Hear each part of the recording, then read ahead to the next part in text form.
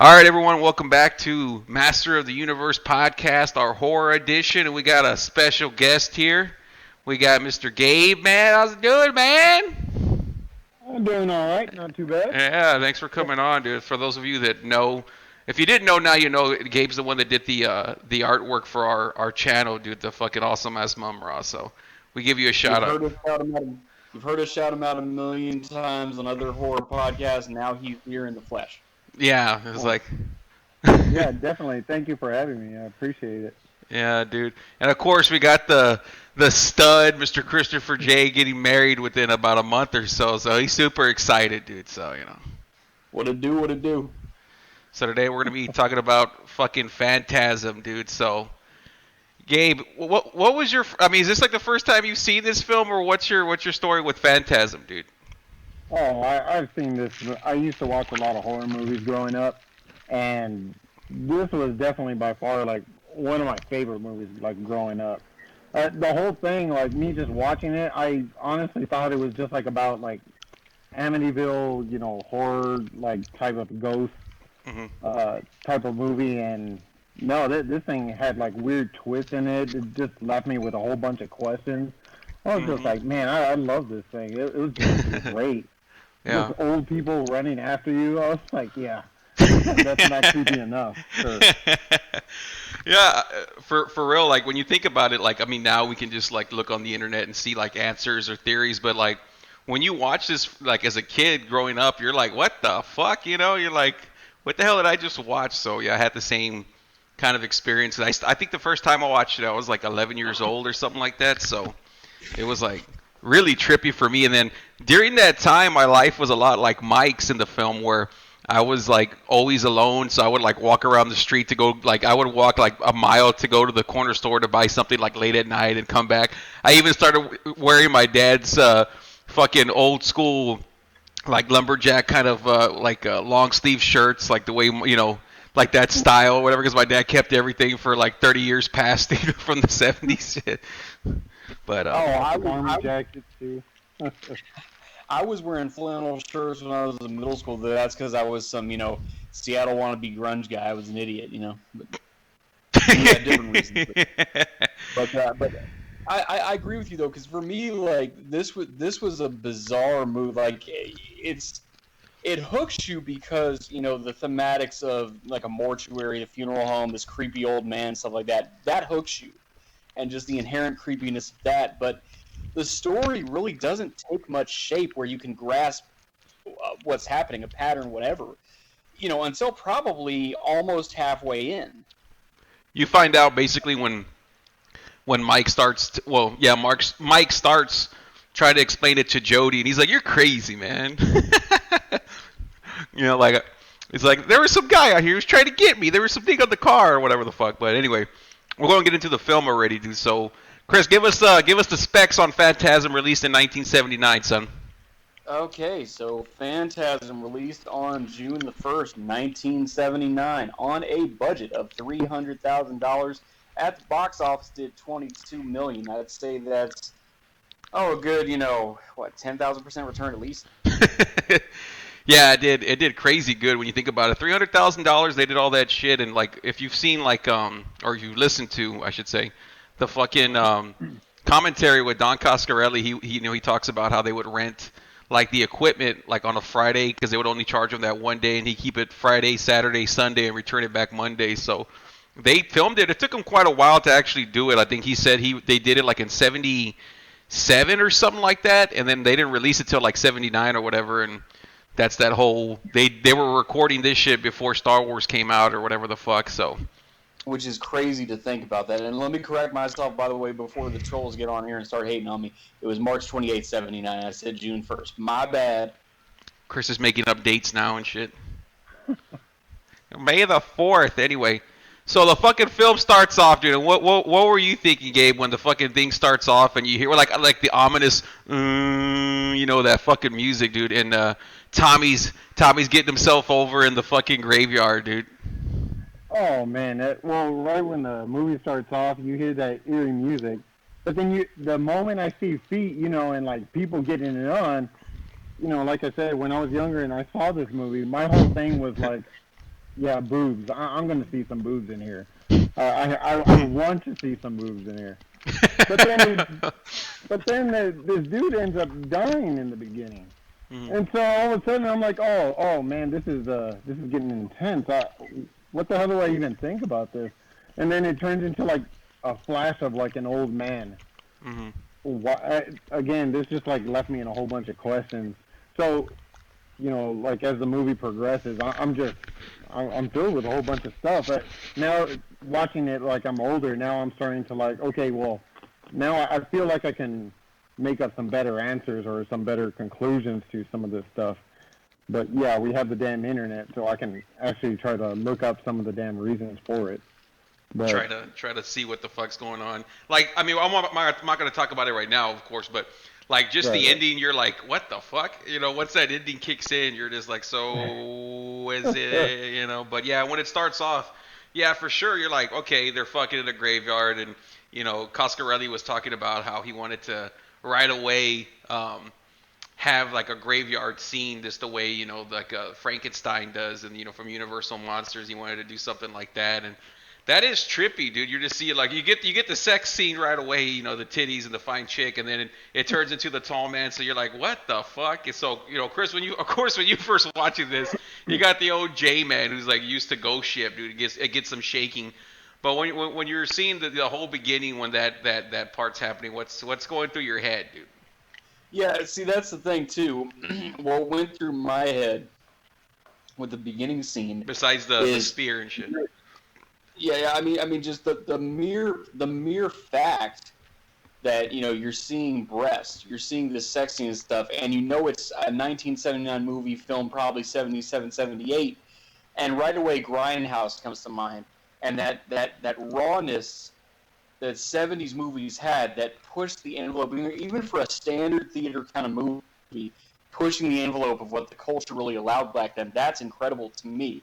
Um, the old man, the tall man. I'm sorry, not the old man. The tall man.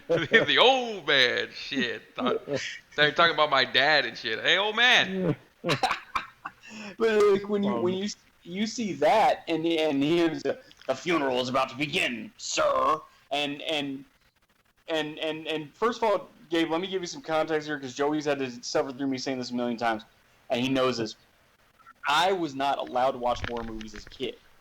oh, I all right. was, yeah. So like horror for me, Mm-hmm. getting into this now, it's just kind of it's interesting to me. Like I would have probably different viewpoints and opinions on these movies if I had watched at a younger age and have that immediate reference to go back to. But for me, I'm watching this in my 30s, so it's like in my late 30s, really. So it's pretty interesting, pretty intriguing. Now, Mm. having said that, um, the old man just reminded me of like, and Gabe, I don't know how old you are, but I'm 38, and I remember. I'm the same age, man. Oh, we're both 30. Okay, cool. So Yeah. okay, so you know this then. You remember how when we were like kindergarten age, the way old people were back then. Remember how stern they were? Yep. Yep. Yep. I know that. Yeah. Very. So you remember, and so by the time we got to be like high school, it was a younger generation of older people. Like it was the World War II veterans, the younger World War II veterans. They were a little less stern, and we were also a little older. But it's like that just reminded me. That just gave me so many flashbacks of like being in church when I was like 5, and some old person, shh, behave, or whatever, stuff like that. No, I mean, and you're completely right because that's definitely happened to me a time or two. You just get those very stern elderly folks, and they go ahead and they have no shame just telling some stranger kid like, "Hey, you, calm mm-hmm. down, quiet, Mm-hmm. or shut up, just like straight up." And nowadays, if someone were to do that, regardless of whatever age you are, I mean, they're all, don't talk to my kid, don't even look at us, we're offended, how dare you? They need Mm-hmm. to express themselves. But no, I mean, like when we were younger, I mean, there is some very sturdy elderly folks Man, when I who, was when I was in, I mean, I know, like you say, you guys are older. Shit, when I was in school, like the teachers are assholes. They're like complete, like now, like you're saying, like you can't do anything. Even like the past 10, 15, 20 years. But when I was a kid, like I think about some of the stuff, and I'm like, man, fucking, school was over back then. The teachers, man. They're fucking. I remember, going off topic but for Phantasm or whatever. I was in elementary school, right? So I was probably like in second grade or whatever. So I was real young, right? And I don't know why I was doing. I just remember the teacher's response. But I was telling some chick, being the same age, of course. I'm like, oh, you have a big ass or whatever, or a big butt. I said something like that, right? And then it was the vice principal. Her name was Miss Sperling. I still remember her. Like I remember like her she grabbed me aside, or like I went to the principal's office or whatever, the vice principal, and she like I literally remember her saying it because I was like all shocked to hear like someone talk like it. She goes, "So you're telling people they got big asses?" I started laughing. I was like, I guess so. I was like, I guess I'm going to jail for a long time. Miss Sperling. I started winking at her and shit, Oh man. But yeah, good shit, dude. But yeah, things were different back then, dude. But I mean, like I know y'all guys are a little bit older, dude. Not by much, but right. Well, the idea, I guess the reasoning, like for me watching horror movies back then, this stuff would come on TV, and I just kind of got hooked on it. Especially like like Child's Play, Phantasm. I loved all these movies, Friday the 13th. But the idea, though, was that my old man ended up telling me, he said, look, he says, this is not real, right? This is all fake. This is make-believe. Yeah. Do I need to explain sex? No. I'm going to public school. So they can, I pick up everything from there. Yeah. So I don't need to explain anything. You know what you're watching? Yeah. All right. Well, go ahead and watch it on your own time. Me and your mother don't want to see all that, So I was like, okay. So pretty much like every Friday, there's Blockbuster, What do you want to rent? Man, I would run to that horror section. I'm like, oh, man, I got to see what's new that came out. What, something bloody, something nudity. I'm looking for all that stuff in there. Oh, yeah, dude. When I was real young, like 10, 11, 12, that was like I remember like watching Bruce Lee movies and like whenever and everyone would leave, I wasn't into jacking off or anything, but I was like, man, titties, I would just rewind the titties and shit. I'm like 10, I'm like titties, I would just be like, oh shit. Then like I would rent the movies, and if I liked them enough, like I would rent them again. But I was like, well, I know like if they had like nudity, I was like, well, I know to only watch it whenever I'm by myself, or like there's like my dad's in the other room or whatever. Like it, like not worry about like for certain movies that have like a lot of like you said, Friday the 13th, where there's like multiple titty scenes and ass scenes and shit. Like being like 10, I was like all embarrassed every time a pair of ass cheeks showed up on the screen. I was like, oh shit, But oh yeah. But yeah, those were the good old days, dude.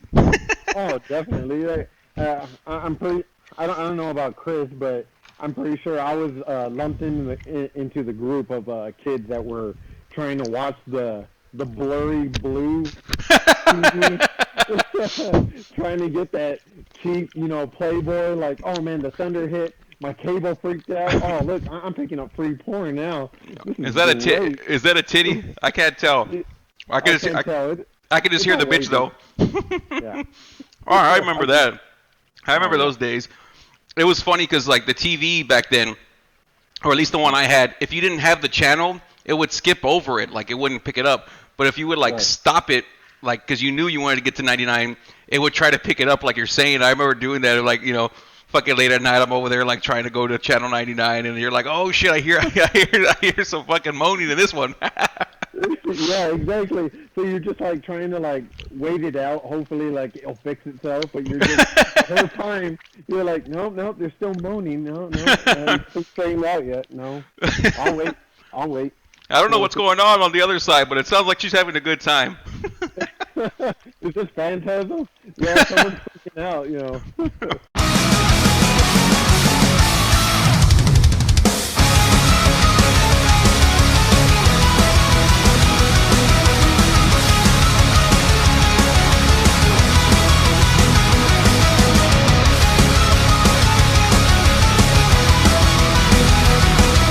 I mean, so I'll be honest with you, I didn't watch any of those channels for that type of material. I'll be honest with you, like the only time I ever tried watching a pay-per-view channel and didn't order anything or whatever was when I was in elementary, the fucking wrestling pay-per-views, and that was it. Yeah, I tried too for wrestling too. When I remember WrestleMania 12 came out, I was like trying to get all on that shit, but no, to no Uh, avail. yeah, see, my parents didn't want to pay for all that pay-per-view stuff. They always thought it was like a waste of money or like a hook to try to get you to pay a lot of money. Hmm. So pretty much like whenever time like something came out, like oh, Hulk Hogan's gonna fight WrestleMania doing something or whatever, I was like, oh man, and it's gonna happen this weekend. I just wait until the next day. So all my friends that did get pay-per-views, I kid you not, they would clue me in on all the details. And then Same. so Yeah. Monday Night Raw or whatever, then I would go ahead and just pick up the rest of the story from there. So what's it called? Once they kill Tommy, we get to meet everyone actually in the film. We're all way behind over here. We start talking about porno in the Channel 99, but yeah. So we meet like our main characters Reggie and Jody, and they're talking about it's hard to believe he killed himself and all that, and they're talking about how they didn't want Mike to go, Jody's little brother, because he had funeral, he had nightmares for months after the parents' funeral because their parents had died. So we meet everyone right away, and dude, that when that CUDA comes out, dude, I ain't talking about my over ass dog. I'm talking about that Plymouth, dude. So I'm a huge fan. Like I want to give me a fucking Challenger just because it's not almost, but it's the only thing close to being as over as the CUDA. Where did y'all squirt a little jizz for that fucking vehicle or what's going on? Fuck yeah. Oh, yeah, dude. I totally just acknowledged that damn car when it first came out, and I was like, well, but what was more impressive, like, was that kid though. Like, Mm-hmm. I kid you not, that kid was like a damn mechanic. That Like, kid. this is a kid working on that damn car. Like, he's under the car, he's working on it, he's doing all kinds of shit. And the older brother is just like letting him, like, yeah, go ahead and do whatever the hell Oh you want to. I yeah. don't really give a shit. I think it's one of these hatters over here or whatever. He's like, yeah, go ahead, check it out. Yeah. Yeah, and honestly, like I honestly don't know too many people, especially like I think this kid is supposed to be what 13 or 14, right? And then Hmm. he's messing with the damn car. I mean, like I didn't know anybody like my age at that time was touching anything on a car. My old man wouldn't even let me touch my damn touch his truck or anything like that. He'd just get all pissed off. And then this kid is just like having that and like, why not? Like he ain't fucking nothing up. He knows exactly what's going on. Him and Corey Feldman from Friday the 13th Part 4, dude, they're both awesome mechanics. Oh, yeah, exactly. Your damn car broke down, and the damn Corey Feldman comes out. He's like, "Oh, don't worry. I think I know what it is." What do you mean you already know what it is? Did you hear something break, leak? Yeah, like the Man, car. that kid is smart. The car stopped. Just give me a screwdriver. Yeah. And if you look at like even the house that they live in and everything, like a house in Chris, California, and it's like so obviously. I don't know if you have something running, but your thing's going kind of slow, and you're gonna hear it. You're gonna start laughing, but I'm sure you have multiple Wow. streaming devices running, because I could tell your internet's going super slow, dude. Okay, here. Well, you know what? I'll turn off the TV then because I stream everything. So. Yeah, no, I can. I already knew. I was like, yeah. You could hear them all like delay, and I'm like, oh, someone's getting his ass over with the streaming services over there. But Oh yeah, normally talking drinking, but yeah, it could be the internet. yeah, Gabe's like, does he normally talk like that? Your guy had a hard week already. Yeah, that's exactly. I was like, Chris, are you on that CBD run again, son, or what's going on? Not quite. So okay, how's this? It's still breaking up, but it's not as bad. Like I don't know if you're connected to your Wi-Fi with your phone too, and you're running something on your computer, and because I know, like even for me, like when I run multiple things, I'm over here troubleshooting for Chris. Like, well, how's that? But so yeah, they're fixing the car. The lady and like right away, everything like when I was rewatching it because I've seen the movie at least 50 times, but I wanted to rewatch it, kind of get like all the same emotions, kind of get engulfed in the whole Phantasm lore again. And I was like, man, this movie. I used to think it was a slower movie, but like it's not slow. It's a quiet movie, but it moves very fast paced because like right away the lady in the lavender kills Tommy. We meet Mike. Mike goes to the medium and he does that weird shit where he puts his hand into the box, and we meet that one chick that has like the star under her eye and the grandmother, and then right away fucking Jody ends up going to the cemetery with. He goes to that Dune cafe or bar, and he meets a lady in lavender again, and then they end up fucking, or about to start fucking in the cemetery, but that's when Mike is all like, "Wow!" and the fucking little gremlin-looking motherfucker, Jawa, comes running after him and all that. And I'm like, man, this movie just started. It's like all this crazy shit's already happened, and I was like writing down notes, like trying to like remember because it was like, oh, I was like, wow, all this happens within like the first 20 minutes. I'm like, son of a bitch. That's the thing is you have to focus on Mike, like the entire time because I made the mistake of the first time I watched it. I focused on Jody, and the story really isn't with Jody. The story is on what's happening to Mike through the body of the movie. Yeah, well, go ahead, dude. Well, in all honesty, too, like I got the same impression too when I was watching this. But I was doing my own little research on this movie itself, and overall, this movie was originally made like 3.5 hours, like 3 hours, 3.5, and this thing got edited so much that there's some gaps in here that it looks like, okay, they're jumping from a car, and then all of a sudden they're in the middle of like they're running from some damn monster all of a sudden. But no, well, I think that has to just do with a lot of the editing, just to kind of shorten the damn film. Yeah, they did a lot, exactly what you said. They actually used a lot of extras in Phantasm 4, a lot of clips from this one, a lot of the unused and gaps. A lot of them are on part 4. So when we get to 4, it'll be fun to say, because I remember seeing part 4 and being like, how the fuck did they get all this extra footage? All being confused, because I saw it like in '97 and shit, or '98. There's that one real noticeable gap when Michael finally shows Jody the finger that he put in the box. And just right away it cuts to, you hear his voice saying in that box, but it's not yet at that scene. It's like, oh my god, who did the editing here? Yeah. There's a lot of cuts, a lot of cut arounds, like, just going through. Like, well, Oh, I'm sorry to cut. But just to make a point on that whole finger thing, he is right as far as that. When he did have that finger and they were wrestling with it and it got turned into the monster, there was like an absolute, to me, it seemed like a huge cutscene right there.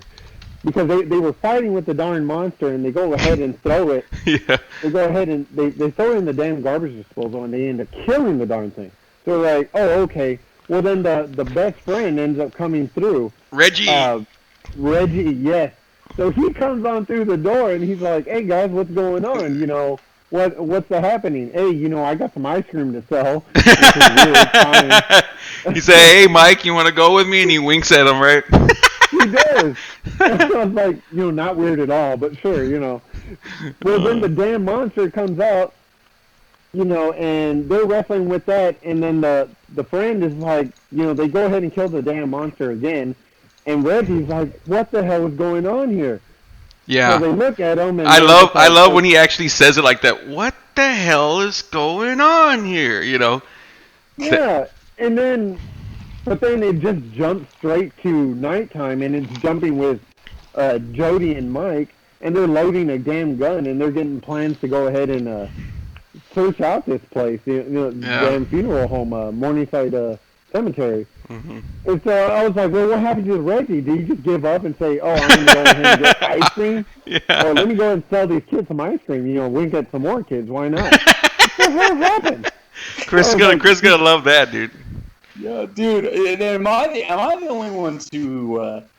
I mean, like Reggie is just he's cool, but he's kind of like there's a mild social awkwardness to him because he's so just like, hey guys, what's going? Like you said, hey, what's going on here? And hey, you go sell some ice cream. And but at the same time, like what I pop for too, besides Reggie's character quirks per se. What I also popped for was fucking Jody. Like, they go right to that gun loading scene, the shotgun loading scene. All, okay, you don't aim at a man unless you're gonna shoot him. No warning shots. Warning shots are bullshit. Yeah. So, when did this guy become Gunnery Sergeant Hartman? That's how you do it, dude. Yeah, I love that part. Warning shots are bullshit. Yeah. Right. Well, earlier in the scene, she's out there playing with Reggie, right? they had a little guitar singing scene. They were all harmony, having a good time. I think they were drinking Dos Equis throughout the damn movie too. Yeah. If you look at their damn beers, they have the little X's. Yeah. So The they're out there brown chilling Dos because Equis, yeah, the shitty ones. yeah, and then they jump to that damn scene. All of a sudden, he's like reloading up damn guns, and he's like getting ready to go blazing, like start shooting up a place. And I was like, man, this guy's a badass. I was like, what the hell is this guy doing? He's playing guitars, and now he's wielding guns, and he's teaching his little brother, the Yeah. mechanic, to go ahead and wield a gun too. I was like, Jesus. Yeah, These people are badass. yeah, exactly. When you're saying that, as soon as you were saying that, I was thinking the same thing. I'm like, he plays guitar, he enjoys himself, some good beer. He's got a badass car. He has his own house. He's like 20 years old or whatever the fuck, fucking wears the leather jacket all the time. I mean, is there anybody cooler than fucking Jody at 20 years old or whatever the fuck he's supposed to be, Like, son of a... And then, exactly. Then he's got the guns, too. He's got shotguns, handguns, fuck. So... I mean, that was the coolest guy, for sure. I think overall, this whole damn movie, I think it was missing a damn dog. I think they just needed a badass, like, little pit bull or it's just some kind of, like... A German really Shepherd, good, dude, for sure. They would have been the most over. Oh, yeah. But, so all that shit happens like way in the beginning. And what part did I want to talk about there? Or I'm trying to think. Was it... Well, you had talked about the funeral was about to begin, sir, and then he picks up the coffin, and that's where Mike's kind of like freaked out, like what the fuck, and that kind of sets him on that whole I want to investigate what the fuck's going on here, and that's when he just breaks into the cemetery that night, or into the what is that shit called, Chris? Where you mausoleum, the mortuary. Yeah, the mortuary. The mausoleum. Yeah, that's the wall that holds some of the bodies if they're not buried in the ground. Yeah. Yeah, so he goes into that little mortuary that has the mausoleum, and that's all badass. That was all built on a set or whatever that they used. Like they had someone built, and like Coscarelli talks about it. He's like, this is a set, and he's like, it's like that shit didn't move, like it was built really well. It looks real. It looks like a real funeral home, and yeah, it looks awesome. So that's when he runs into that one guy, and he hides into the casket, and the guy's like looking around, and that's where we first see that ball, dude. So I'm sure you had probably seen that sphere. Maybe I'm not sure. I'm asking. You had seen that spear prior, but when you saw it again, or what's your background with the spear? Because even as a kid, like that was always like an iconic thing. The way you see Freddy with the knife, where you always see that flying spear that sticks to your head and shoots out blood from its ass. Oh, well, I kid you not. When I first saw that little sphere, the first thing I thought of was, like, spaceships. Like, you know how, like, they always have, like, that interpretation of, like, UFOs and aliens? Mm-hmm. And so they have this, it's all round, but then they have, like, the little flying saucer. It just looks like a generic, like, space alien ship. Mm-hmm. It looked like, it reminded me of that without the damn, the flat surface around it. It just, but now that I watched it like more recently in my older years, now I'm thinking like, oh look, Christmas ornament. I was like, wow. I was like, okay, they were involving Christmas in this. That was my first idea of that little ball. But then that thing came out with little knives, and I was like, oh god. I was like, yeah, this thing is now it's starting to really pick up with the whole sci-fi horror. Chris? Fucking drilling and screwing into someone's forehead and making fucking 8 quarts of blood shoot out. And what the fuck?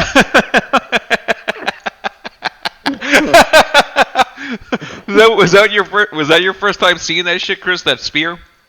Yeah, it was. And I mean, fucking that low rent mob finger breaker that doesn't see fucking Jody hiding in the casket and then gets called back out of the room by Mike. Well, then he's.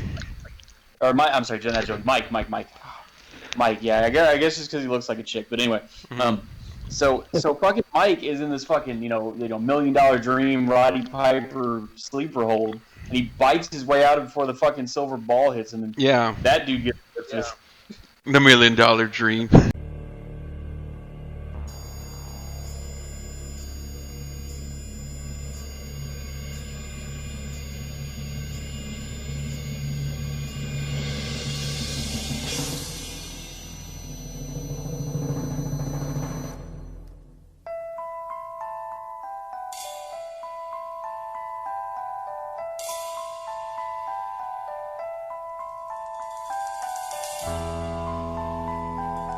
So once he breaks out of that funeral home, like, I love when he's running out of there, dude. I don't know if it's. I always get confused. I was actually thinking about when I was, going to talk about it.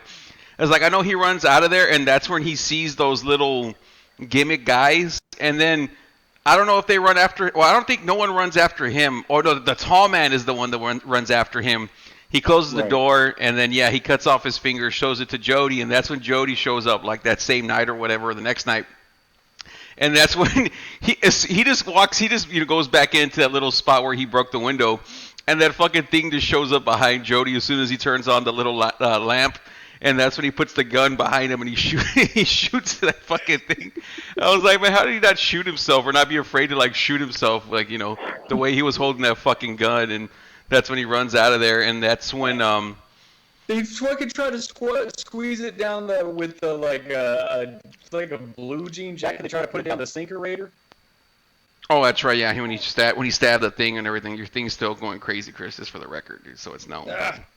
But yeah. So that's when they take off out of there. I think Mike actually picks him up, right? That's when he's like he's running away or whatever, and Mike picks him up. He's like, get in, and that's when the hearse starts driving, going after him. He's like, there's nobody driving.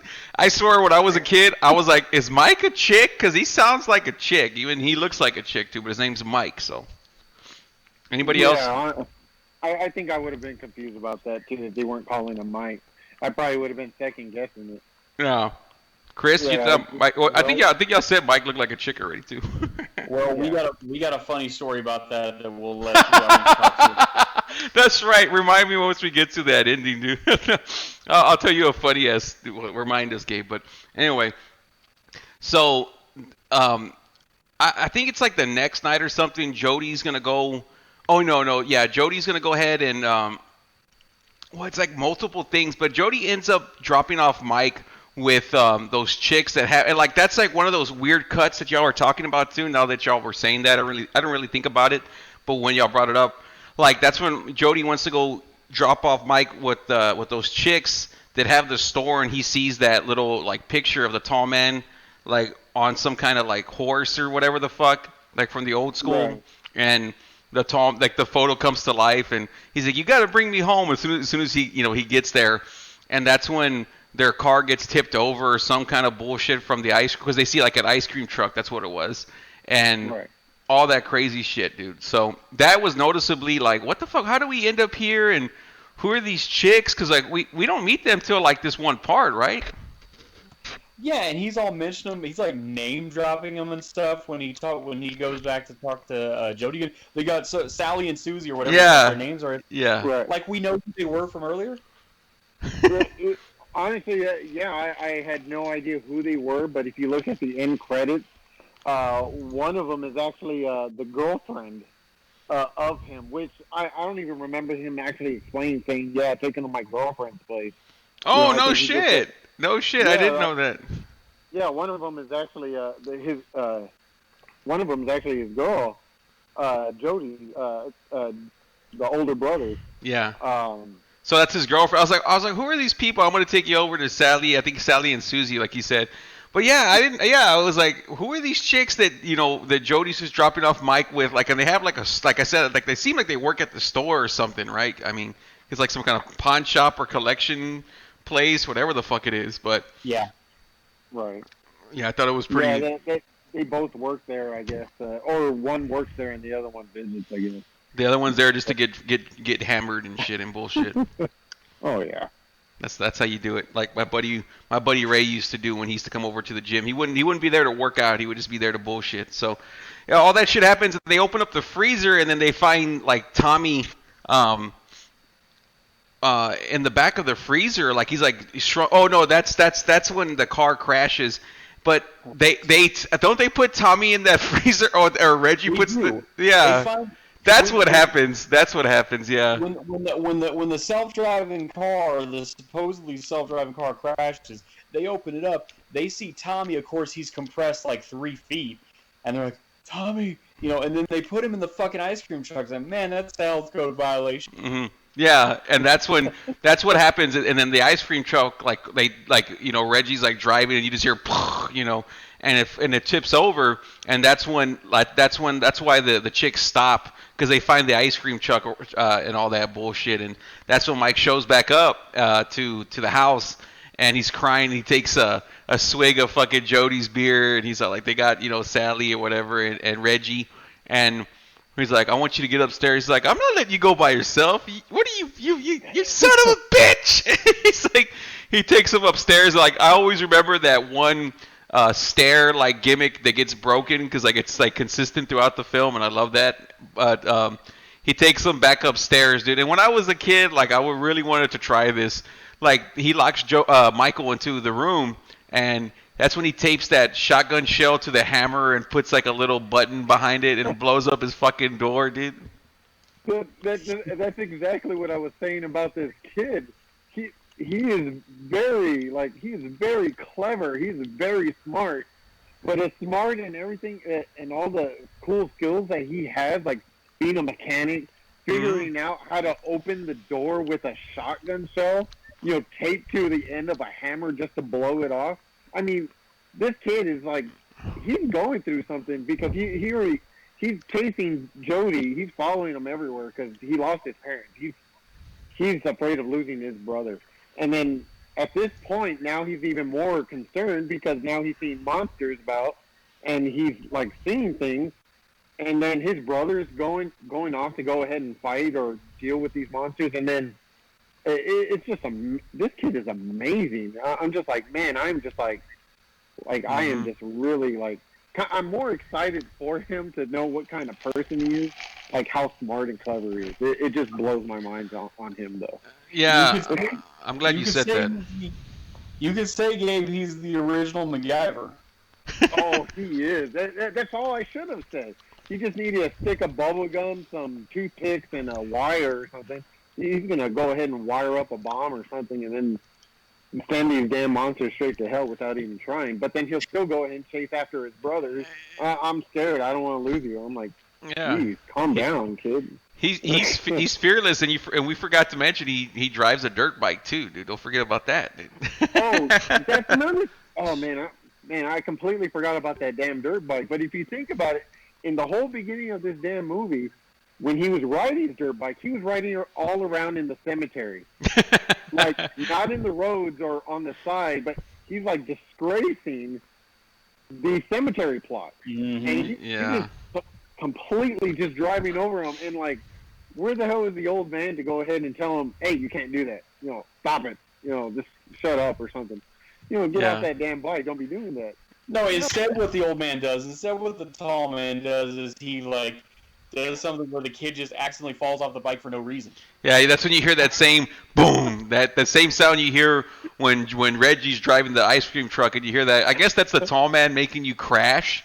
Now that we're putting all these pieces together, I guess that's what it is because it happens like 2 or 3 times. But yeah, when he's riding the dirt bike, you're like, and I was laughing. I was like, so he was so, like you start seeing things, and like to me, Wes Craven took a lot of ideas from this movie, like as far as like the dreams and all kinds of shit like that. And then I saw this, and I was like, well, this reminds me, like I see Eddie Furlong or John Connor from Terminator 2, and I was like, well, this is the original badass driving a dirt bike everywhere, all that shit, Oh, I'm sorry. I really believe, like a lot of these newer movies, and I have to agree with you that they had to have spawned or got some kind of idea or impression from not even just this movie, but other original old horror movies that they made their impression and way into like these newer movies, especially like you said, like John Connor. Riding that damn dirt bike. I'm like, no, I don't think so. This damn kid is the one who did it. Yeah. He should have been. Because, like, I don't even think about it until right now, actually. It's like, what's John Connor doing in the beginning of Terminator 2? Like, oh, he's so smart. He knows how to hack fucking ATMs, taking out money and all. You know what I mean? Like, okay, this is blow up a door with a shotgun shell. Let's start off light, okay? Yeah, we don't have internet right now. That was the extent of that was the equivalent of fucking hacking into an ATM back then. It's like being able to blow down a door with a hammer and a shotgun shell, dude. It's like the same This thing. was, that was the invention of the wheel right there. Yeah. Everybody else just made their better impression of that wheel. Yeah, it's like, okay, how are we gonna make this guy over and clever? And yeah, like I saw that, I was laughing. I forgot what else he was doing, but like I saw that and I was like, man, this guy driving a dirt bike, it reminds me a lot of John Connor. Not just because of the dirt bike, it's just because he's so like y'all were talking about MacGyverish, where he just comes up with all these gimmicks. He's like, he has a lot of good ideas. He's fearless. He's like worried about his mom once he understands all the bullshit. And then like the same thing, like I didn't really like think about it like from what you're saying, like he already lost his parents. He doesn't want to lose his brother, so like he's even more fearless, and he's like doing all these things. Like he's like, nah, I'm not gonna stay in here while you go out there and take on this tall man that I saw carry a 500-pound casket. What were you saying, Chris, about the casket when you first saw it? You're like, what the fuck? Oh, look, I've been a pallbearer a million times, and like I don't care. I don't care if the dead person inside it weighed 98 pounds soaking wet. All six of you are going to carry that thing. You're like, damn, this is heavy. I'm gonna take that part. I've been a pallbearer day. Oh, I'm sorry. Here, I'll say it again if you want. No, you're good, dude. It's funny as hell. And three another thing, three things on top of that. Number one, so this fucking tall man is the original T1000 because instead of have you seen this boy? It's boy. Yeah. Yeah. Yeah. Have you seen this boy? Exactly. See, I didn't even think about that. I'm telling you, like a lot of people took from this and like like the tall man's supposed to be fucking Robert Patrick. That's his name, right? The fucking Robert Patrick's supposed to be the tall man, but just saying, boy, have you seen this boy? So would it be right to say that Jody would be Arnold Schwarzenegger? Because remember at the end of Terminator 2 when he's going down in flames? Oh, exactly. Arnold Schwarzenegger gives that thumbs up. Doesn't Jody do that similar thing in here too? Remember towards the end? He ends up lifting up his hand and his fist. He doesn't actually say goodbye or anything. He just lifts up his arm and fist, and Mike, the little boy, ends up looking up at him, and he's all like, "All right, I did it. Yeah, we did it." Yeah. And so I think that would probably be right to say that he would be Arnold Schwarzenegger then. Yeah, for sure. Well, he's wearing the leather jacket. I mean, how many more coincidences are we gonna fucking get this shit going? But yeah, that whole little ending thing. That's a really weird scene, or weird. Like I love how it goes like in brackets, and we've been going to. So they end up going right, and then like Reggie or going to the cemetery because Mike shows up there. I forgot how he runs into that's what it is. He's walking in the mausoleum, and then that ball's coming at him, and then Jody jumps in and shoots the ball with the shotgun, and explodes, and he's all like. Whatever something there, Reggie just jumps out. He's like, I was stuck in one of these things over here or whatever. And that's where they see those little like barrels with the little gimmicks in there, dude. Yeah, did you see the foreshadowing to that though? That room with those two metal bars, when you walk between them, you're suddenly in that alternate dimension or whatever the fuck. Like that was foreshadowed when they played the song together and he used the tuning fork. And Joe, you know about this. Like that tuning fork didn't make the sound it normally would make. I don't use a tuning fork, dude. That's too old school for me. It is. But the fucking they go to that one room. Like I said, they see all those barrels and they see those two pillars. And yeah, that's really like trippy as fuck that he like goes in there and he sees all that like Mars looking planet. He's like he shrinks them down. And then there's slaves, like and then like the lights go out, and that's when all hell break. And then like that one, like again, it seems like there was a lot of cuts in that as well, because like Reggie's outside. I did read about that part, and that was the same thing too. That there was a big cut in there. The idea was that Reggie and Jody were also supposed to be in that portal where again with that whole tuning fork, those big old poles there that led to like that other dimension, that other world where they were saying that where Mike ended up seeing all those little doors, monster doors. Those Nancy And Matas. yeah, Oh, they're not that bad.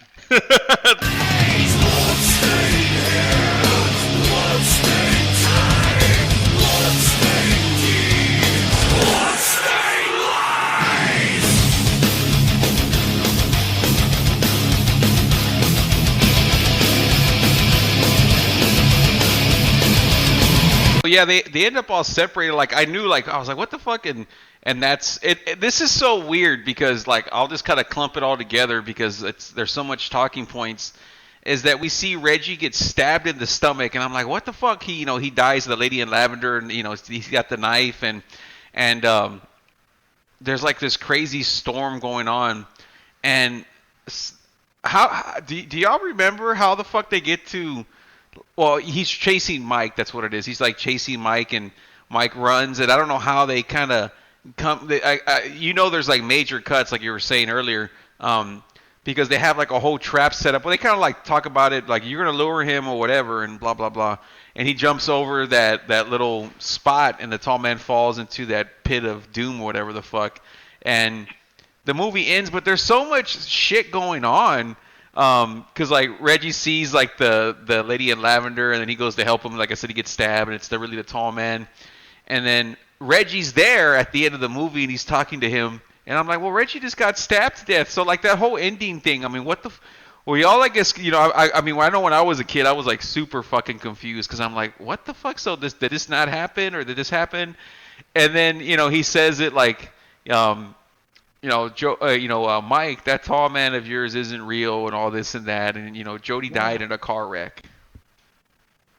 Yeah, it was bizarre to me too. It's like, was all a dream? Like, what the fuck is all? Like, yeah, and then he goes to the tombstone, died in 1978, and he's sitting there with them, and the fucking, saying, hey, we just need a good road trip, and he died in a car accident. It's like, okay, well, what the fuck? Yeah, it trips you out, but a little good head fuck like that, a little psychological horror here and there. There's nothing wrong with that. well, I was definitely again watching this on VHS a long time ago. This was one of those rewind moments because I thought I missed something. I didn't understand what the heck I just saw. I was like, oh, so nothing happened, or was this a dream, or really did something happen and I completely missed it? I think I ran to the bathroom or something and I came back and then that happened. So yeah, that was definitely a rewind moment. One of the things that kind of irked me though, I thought it was kind of silly though. The whole movie was doing so great. It's so epic. I love the darn movie, but I don't know what idea that came across them that thought like, yeah, we're gonna drop him in this hole, and we're gonna put some rocks over him, and he's done. And then by the end, when Mike is he's sitting there with Reggie, and Reggie's like, "Look, man, you just had a bad dream." And Mike, the little boy, he's talking to himself. He's actually saying, "I don't think that's gonna hold him. I don't think that's gonna hold him at all. He can make his way out. It's not gonna hold him at all." Well, no shit, it's not gonna hold it. All you did was you put this like malevolent old man monster in a hole, and you put rocks on him. You didn't curse it. You didn't do anything.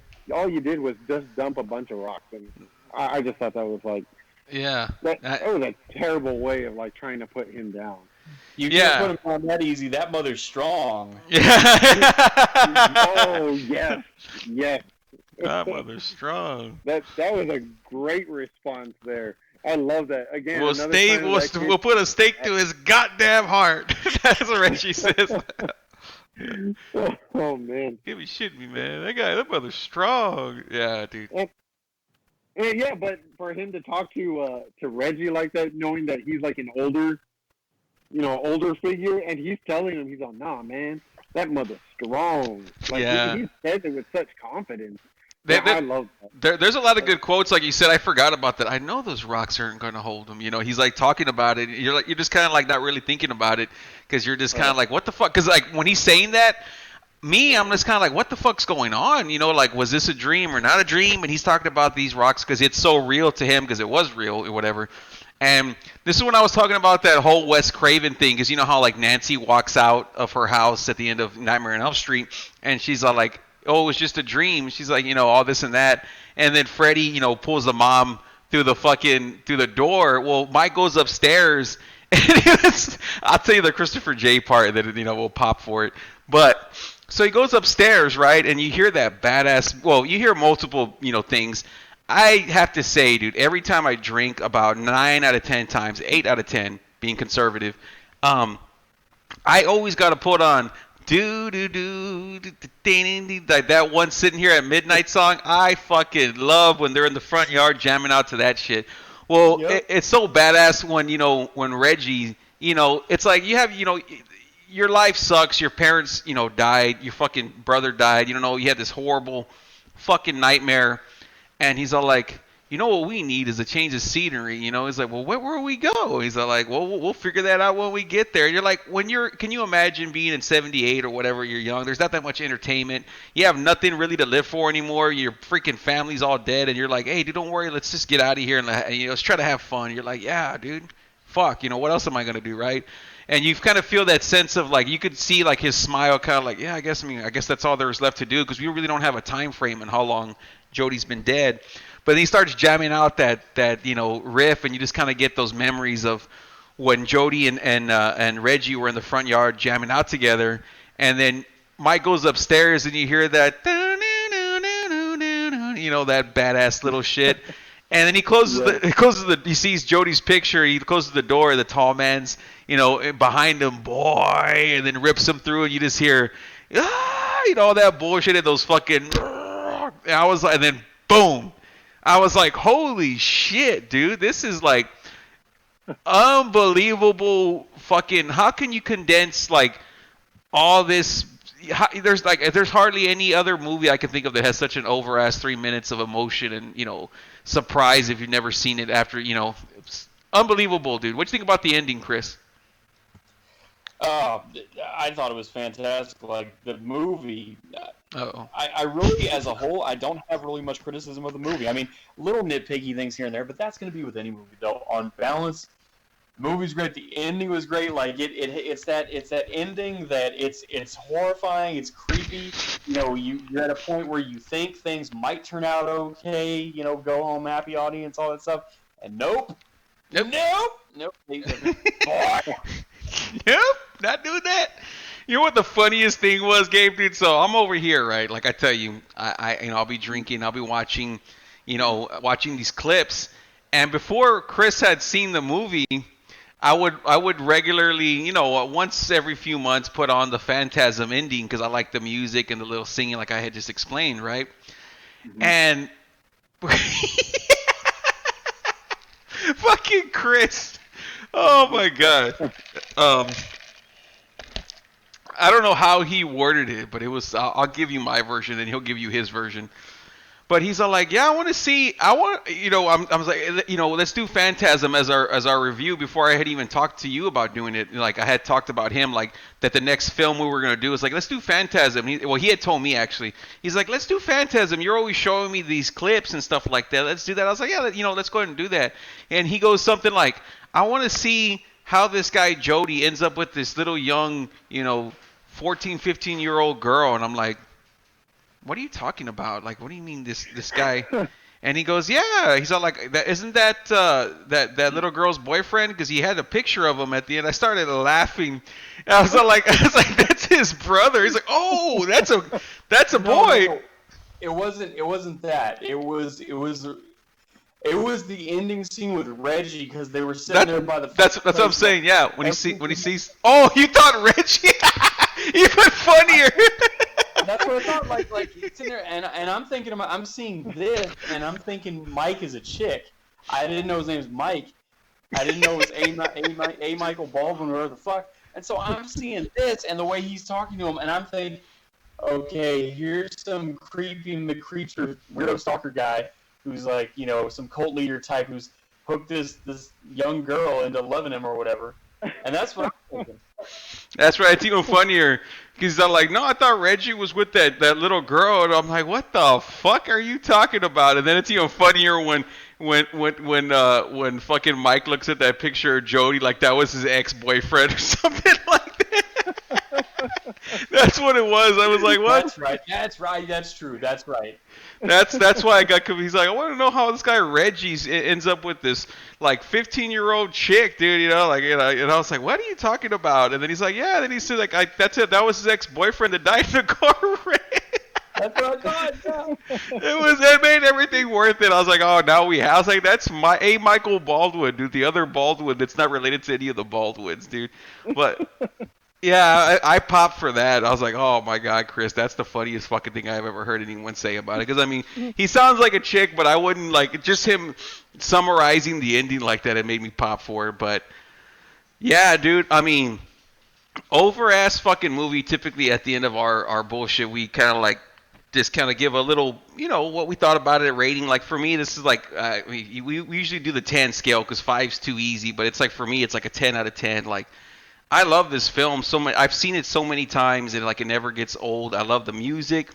I think the Tall Man's one of the most underrated, you know, fucking horror icons. They're like people always talk about Freddy and Jason and Michael Myers, but like the Tall Man is like so underrated because he's like he doesn't say a lot, but everything that he does say is so memorable. You know what I mean? So, I mean, a classic for me, dude. But Gabe, what do you got to say about Phantasm, dude?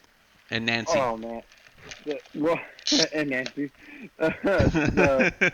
Well, as far as the movie goes, the movie is great. I love the movie. The blood scene with that whole Sentinel, the spear, that whole action sequence. The Tall Man himself, like you said, he has his memorable moments, like his great quotes.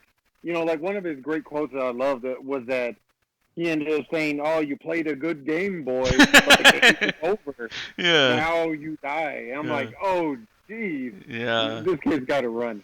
So, Yeah. overall, I'm giving this, like, seriously, like, if we're doing this whole 1 to 10, I'm giving it a strong 8. Not the 10. The reason, though, for this is, again, that the whole editing. That editing, it's like such...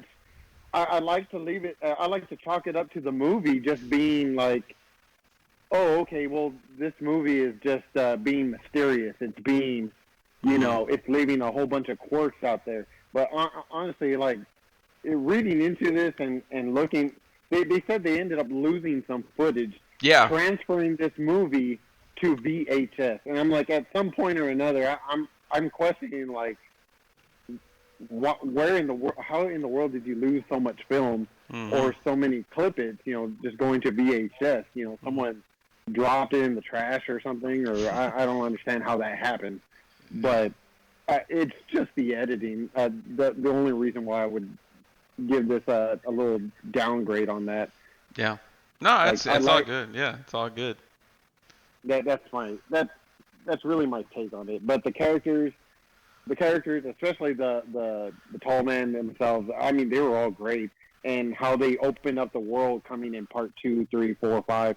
I mean, the story ends up getting better, but just going off number 1, just only assuming that there was no 2, 3, or whatever, just this alone, it would just be the editing. That's the only thing that would really hold me back on this.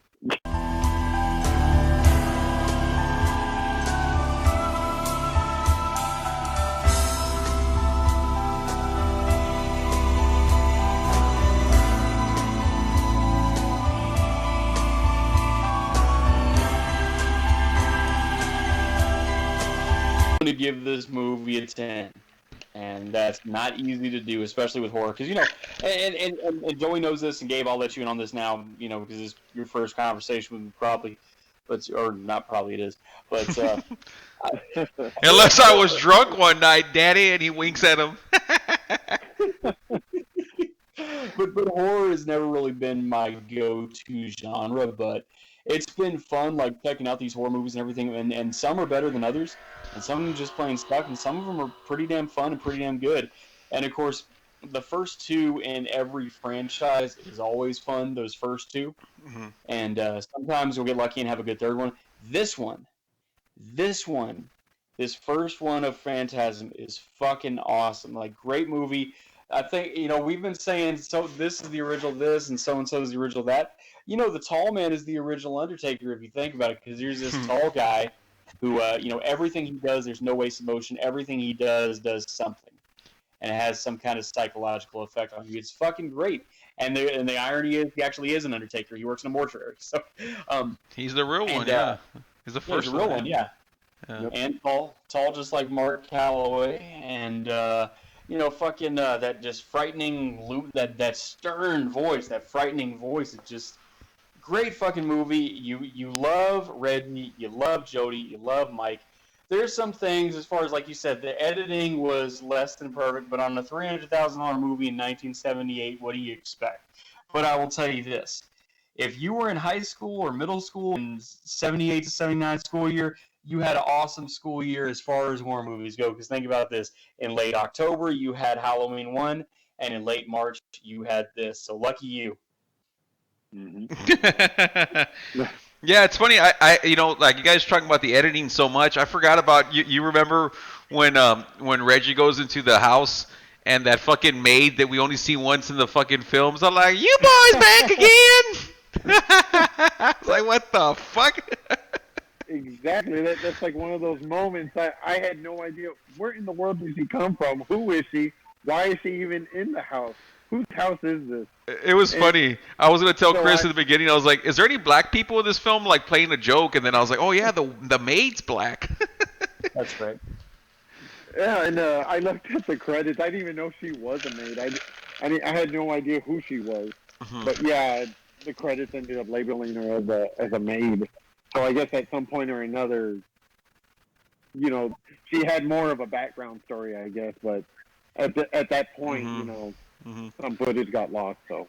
Yeah, I think I just saw because I had seen it so many times. Like I said, I remember just seeing her outfit. I think she was like wearing like a gimmick maid outfit. I think I may just be saying that because I probably heard Don Coscarelli talking about it on one of those commentaries. But I was like, who back again, we've said it. We can go IMDb or whatever and see who's this or whatever, and we'll find it out. But back then, you're just like, who the fuck was that? And you just have to come up with your own theories, and that's what made shit so fun. Is that you can just not have anybody's ideas. You just went with what you thought or you talked about, and all that other shit. Like the same way, like kids back then, they would say, "Was wrestling real or not?" When they're like 8 years old, they're like so fucking. You're like, wait a minute, let's if it wasn't real, how come Cactus Jack was bleeding the fuck out of himself on on that last year? Like, if that wasn't real, how the fuck did that happen? So,